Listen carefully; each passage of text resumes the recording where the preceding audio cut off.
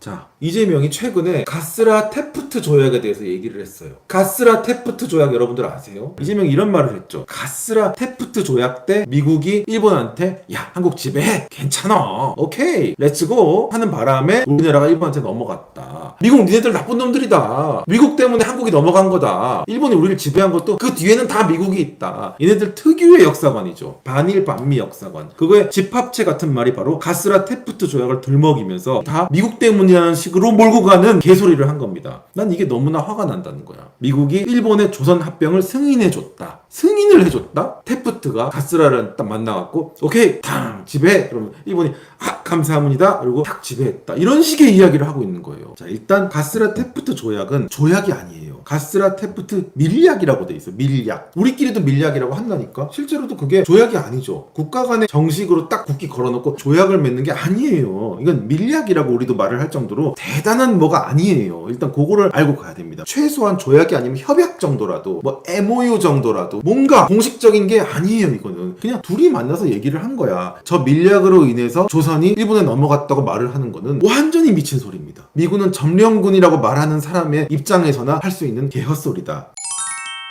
가스라 테프트 밀약이 일어난 거는 1905년이에요. 이 밀약이 왜 일어났는가를 알려면 시간을 호로로로 땡겨야 돼요. 그래서 1882년부터 시작이 됩니다. 이 역사적 사건은 인과관계가 있거든. 이 1882년이 23년 후에 일어날 가스라 테프트 밀약의 발단이었다. 저는 그렇게 보거든요. 1882년은 조선의 역사상 굉장히 중요한 해예요. 왜냐하면 저는 1882년을 조선이 사라진 해로 봅니다. 근데 이거를 우리나라 역사에서는 잘 가르치지 않아요. 그냥 이모군란이 일어났던 해고 얼얼얼얼 하고 조선은 일본한테 넘어갔다고 가르치지, 사실상 1882년도에 청나라 중국한테 식민지가 돼요. 그 해가 고종 19년이거든요. 그때 조선에 신식군대인 별기군이 있었고 구식군대가 있었어. 이 둘이 갈등이 되게 심했거든요. 그 중에서 바로 구식군대가 일으킨 군란이에요. 민란이 아니라 군란. 병사들이 일으킨 폭동. 이게 바로 이모군란입니다. 군대가 일어난 거죠. 지금은 왜 안 일어나지?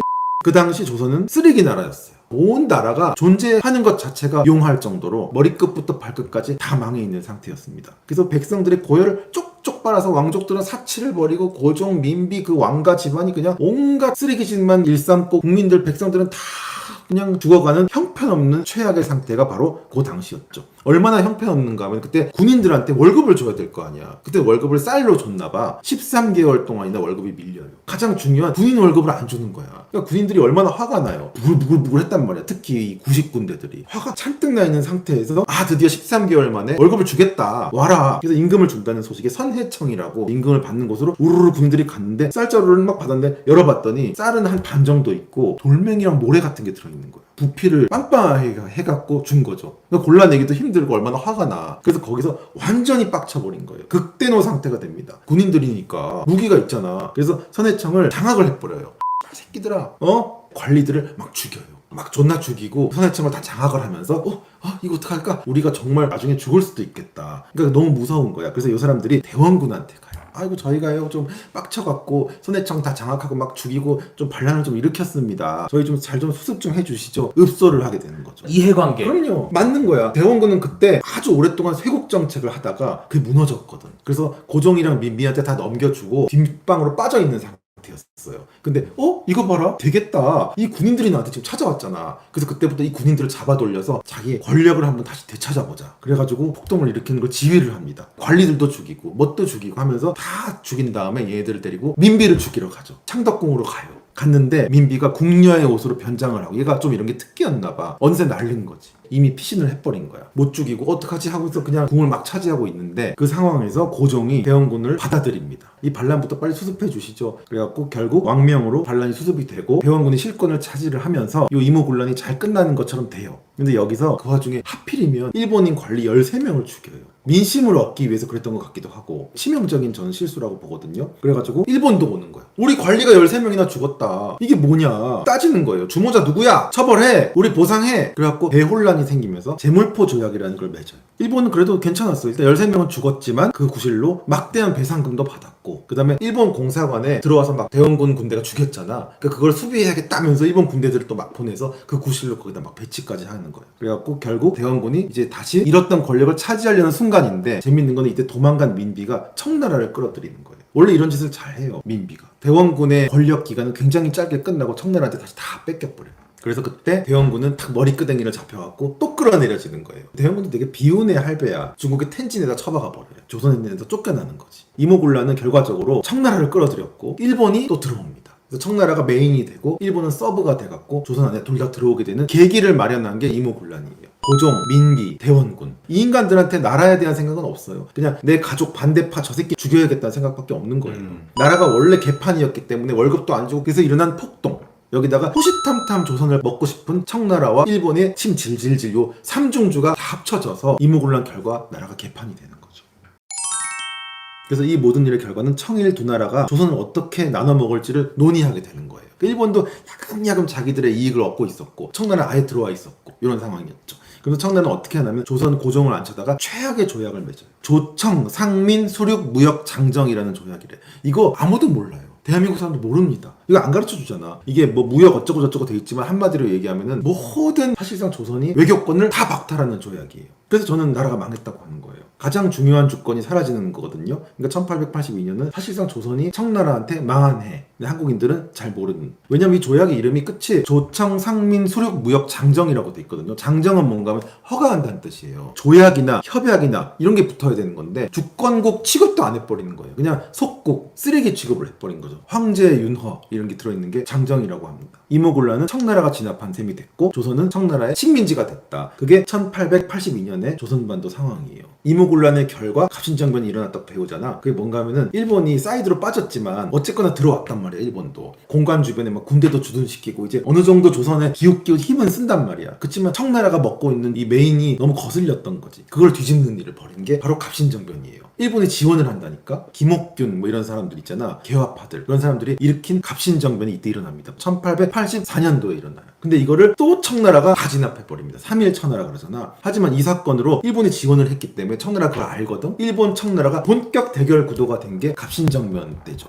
그래서 엄청나게 둘이서 팽팽하게 대립합니다. 전쟁 직전 분위기가 막 되는데 우리 전쟁은 하지 말자. 우리 이러지는 말자. 그래서 중국 텐진에서 텐진 조약이라는 걸 맺어요. 두 나라 모두 조선에서 군대를 다 철수한 다음에 어떤 한 나라라도 군대가 조선에 들어오는 순간 나도 들어간다잉. 이토 히로부미랑 이홍장이랑 최고 네임들 둘이 앉아서 조선은 일단 그냥 조금 놔두자. 우리 싸우지 말자. 이렇게 한 조약이 텐진 조약이에요. 그래서 겨우 진정이 돼요. 이렇게 진정이 되고 사실 끝났으면 괜찮았어. 그렇게 어떻게 되다가 뭐 평화롭게 갈 수도 있었는데 하필이면 동학농민운동이 일어나는 거예요. 동학농민운동은 조선이 망하는데 아주 결정적인 병크를 터뜨린 어마어마한 기폭제였다. 일종의 도우미, 조선 폭망의 도우미. 1894년 3월에 1차 동학농민운동이 일어납니다. 다들 뭐 일어나죠. 뭐 횃불 들고 으아 해서 막 엄청 폭동이 막 크게 일어나요. 이거 어떻게 했어? 고종은 이미 스스로 그걸 진압할 만한 의지도 힘도 없었어. 청나라가 다 먹고 있는데 뭐 청나라한테 얘기해야지. 빨리 좀 동학농민운동 좀 진압해 주시오잉 하니까 청나라가 쓱 들어왔잖아. 일본이 옳았구나 쓱 들어온 거죠. 두 군대가 다 조선으로 정식으로 들어오게 된 결정적인 역할을 한 게 바로 동학농민운동이에요. 그래서 청일전쟁이 벌어집니다. 그래서 청일전쟁을 했는데 일본이 이겨.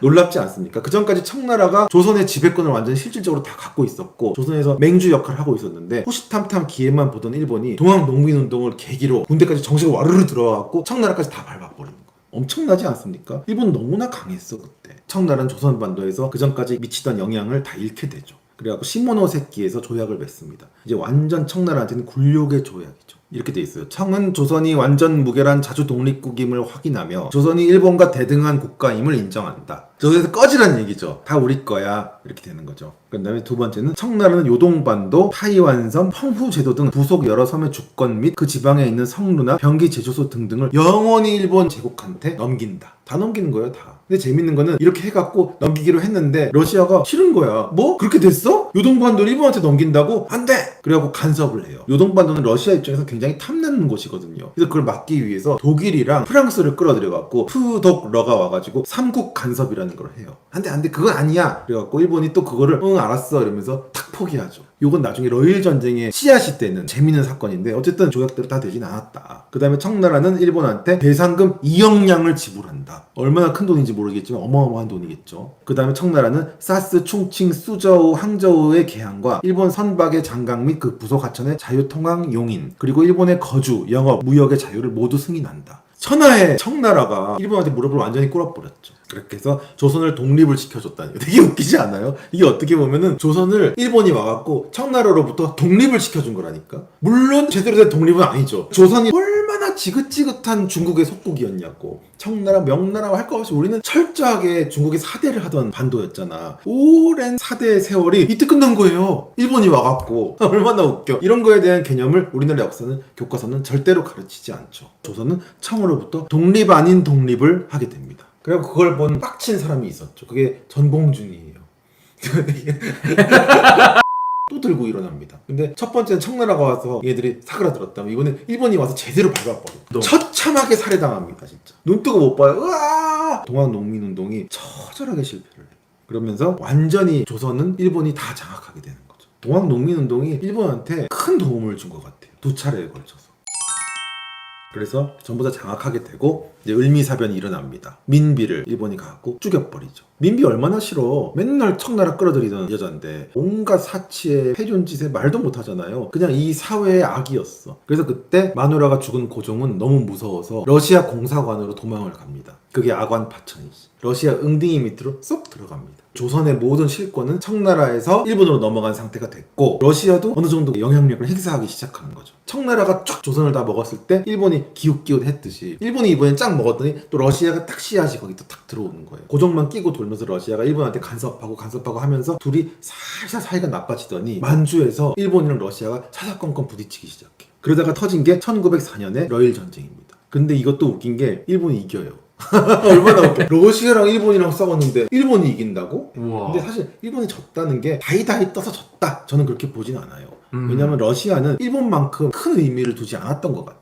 모스크바 쪽에 뭐 신경 쓸 일도 많고 굳이 저 극동에 맨 끝에 가가지고 일본이랑 싸운 그거는 국지전 같이 좀 이렇게 했던 거고 거기서 일본이 이긴 거지. 어떻게 러시아를 일본이 이겨. 그 결과 대단한 굴욕적인 조약도 없었어요. 청나라만 해도 지고 난 다음에 온갖 조약을 해줘야 되잖아. 패전국이니까. 근데 러시아는 그런 것도 없어. 끝나니까 손 정도 떼는 정도. 아 너네 다 해. 알았어 너 잘났다 이러면서 러시아는 샥 물러났죠. 일단 러시아는 너무 커요. 군대 이동 자체도 어렵고 러일 전쟁 당시에 일본한테 영국과 미국이 물밑 지원을 했다는 게 있습니다. 영국 입장에서는 러시아가 그렇게 커지는 걸 원치 않거든. 은근히 견제하는 입장이 바로 영국의 입장이었습니다. 그리고 그 당시에 미국은 별거 없었죠. 국제사회에서 아직까지 영국의 밑에 꼬봉 정도의 나라였고 견제하는데 같이 도움을 줬던 게 아니냐. 러시아는 너무 깡패 나라니까 동아시아에서 좀 쪼그라들게 바라고 있던 영국이나 미국 입장에서는 잘됐다 지원해갖고 일본이 이기게끔 만들었죠. 그래서 일본이 딱 이겼어. 명실상부하게 청나라 발랐지, 러시아 쫓아냈지, 조선 깔끔하게 차지했지. 그럼 어떻게 되겠어요? 동아시아에서는 일본 세력이 드디어 본격적으로 커지게 되는 거죠. 그러니까 미국 입장에서는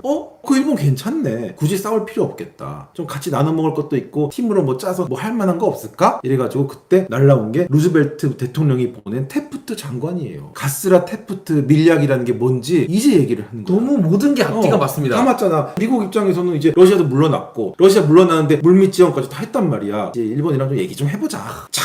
도쿄가 날라오죠. 그래서 둘이서 앉아갖고 얘기를 하는 거야. 회담한 거야. 그때 한 말이 동아시아에서 우리 미국도 활동도 좀 할란께 너희들 좀 보장해줘라 일본이. 우리 같이 뭐 좋은 거 한번 그림 한번 그려보자. 이 얘기 한 거예요 둘이. 그러면서 한 얘기가 일본 그래 조선 다 먹어. 우리는 그 대신에 필리핀 쪽 가서 미국에 좀 영향권을 만들어 볼게. 그래 그렇게 되면 참 좋겠다. 이 말 한 거예요. 외교적 조약도 아니고 협약도 아니고 둘이 대화를 한 기록. 이게 지금 이재명이는 미국을 가서 디스를 하고 떠들고 있는 거야. 미친놈 아니냐고. 그냥 대화 기록이에요. 미국이 허락해주고 말고 할 정도의 그릇이 아니에요 그때는. 그걸 가지고 다 미국 책임이고 다 일본 책임이고 개소리를 하는 거예요. 난 그게 너무 짜증이 나는 거야. 이재명이 말한 미국의 승인으로 일본이 조선을 지배하게 됐다. 이거는 완벽한 개소리다.